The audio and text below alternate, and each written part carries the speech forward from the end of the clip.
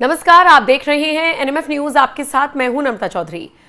संसद का सत्र खत्म हो चुका है और सबसे ज्यादा गंभीर चर्चा जो हुई वो वक्फ अमेंडमेंट बिल को लेकर हुई।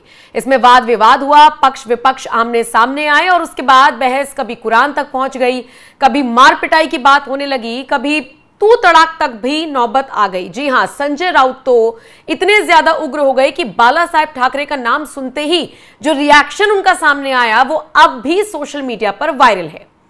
राज्यसभा की इस कार्रवाई को आपने देखा होगा, लेकिन अगर आपसे चूकी है संजय राउत की ये स्टेटमेंट तो हम आपको इस वीडियो में दिखाने जा रहे हैं। दरअसल पक्ष के किसी नेता की तरफ से बाला साहेब ठाकरे का जिक्र हुआ और वो नाम सुनते ही संजय राउत भड़क गए और फिर वो और इस तरीके से बात करने लगे कि कौन कौन बोला बाला साहेब ठाकरे, किसने नाम लिया।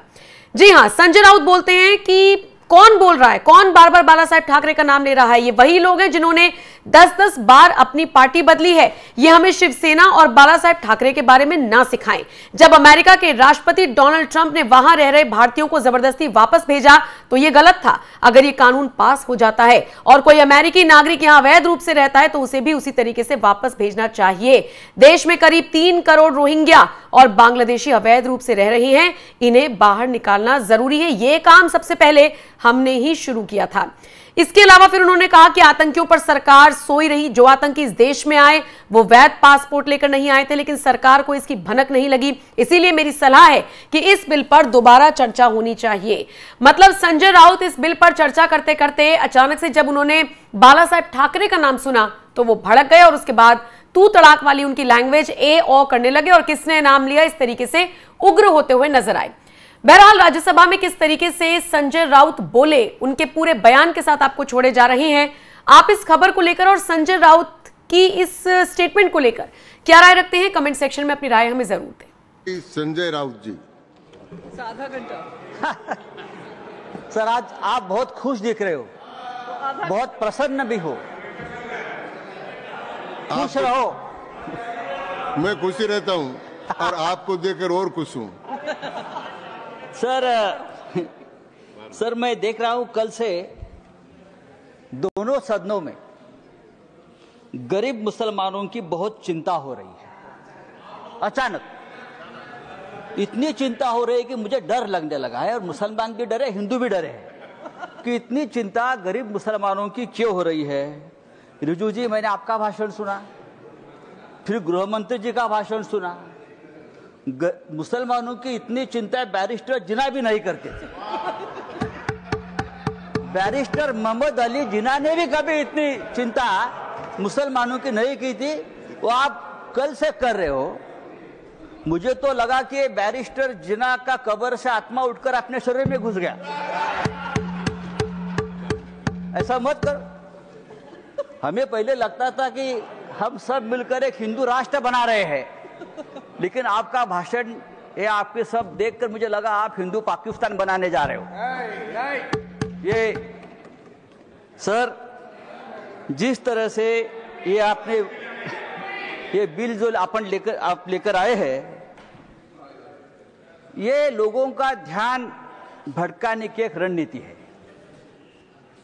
कल ही प्रेसिडेंट ट्रंप ने हिंदुस्तान के ऊपर 26% टैरिफ का आक्रमण किया, पूरा सबको डुबा दिया। तो ये असली मुद्दा जो है, उसी दिन आपने ये बिल लेकर आए हो, उसी दिन डाइवर्ट करने के लिए, उसी दिन चर्चा होनी चाहिए थी कि ये बिल जो प्रेसिडेंट ने, जो ट्रंप ने जो टैरिफ लगाया, उसे हमारे देश के ऊपर क्या प्रभाव पड़ेगा। हमारी अर्थव्यवस्था गिरेगी, हमारा रुपया गिरकर मर जाएगा। ऐसी बहुत सी बातों का जो ध्यान जनता सोच रही थी, तो आपने ध्यान हटा दिया और हिंदू मुसलमान के मुद्दे पर वापस आपने ध्यान लाकर दिया। जब भी बेरोजगारी, महंगाई, आर्थिक मुद्दे आते हैं तो आप इस प्रकार के धार्मिक मुद्दे लेकर आते हो और 2 दिन, 4 दिन, 5 दिन चर्चा आप कर लेते हो। सर, गरीब मुसलमानों की बात आप लोग कर रहे हो, करोड़ों गरीब मुसलमानों के हित की बात आप कर रहे हो। आपको मुसलमानों की चिंता कब से होने लगी?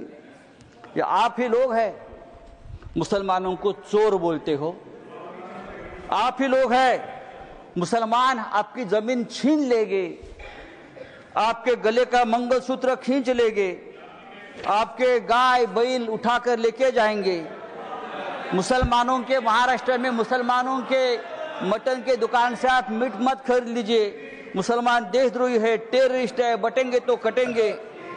अभी आप लोग मुसलमानों की संपत्ति की चिंता कर रहे हो, आप लोग मुसलमानों की संपत्ति के रखवाले बने हो। लेकिन मैं आपको बताता हूं भाई साहब, आप मुझे कुछ मत सिखाइए, मैं बहुत पढ़ लिख कर आया हूं यहाँ, चिंता मत करिए। मैं हिंदुत्व भी पढ़ा हूं और सब कुछ पढ़ा हूं, और आप अभी नए मुल्ला बन गए हो हिंदुत्व के।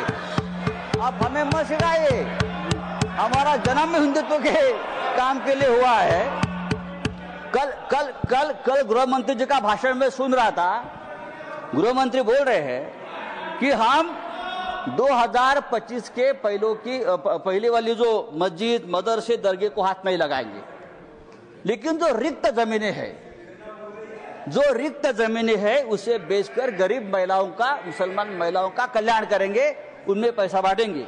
रिक्त जमीनें तो आखिर आप बेचने खरीदी के बात पर आ गए, जिसका डर था कि जमीन बेचेंगे, जमीन खरीदेंगे, ये जो आपका मूल उद्देश्य है बिजनेस, व्यापार, उसके ऊपर आए।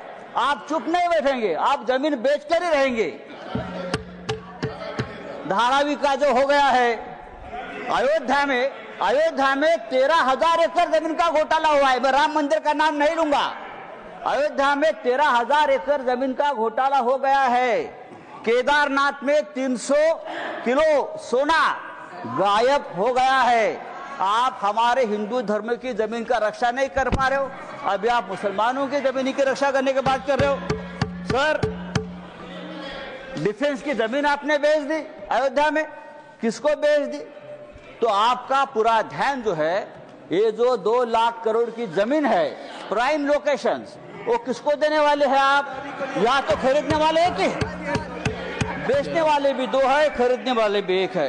तब अगर आपको जमीन की चिंता है, अगर आपको जमीन की चिंता है तो हमारे कश्मीर पंडित ही है, अब कश्मीर के हमारे पंडित भाई है, 40,000 कश्मीरी पंडित की अब तक जमीन नहीं मिली है, घर नहीं मिला है।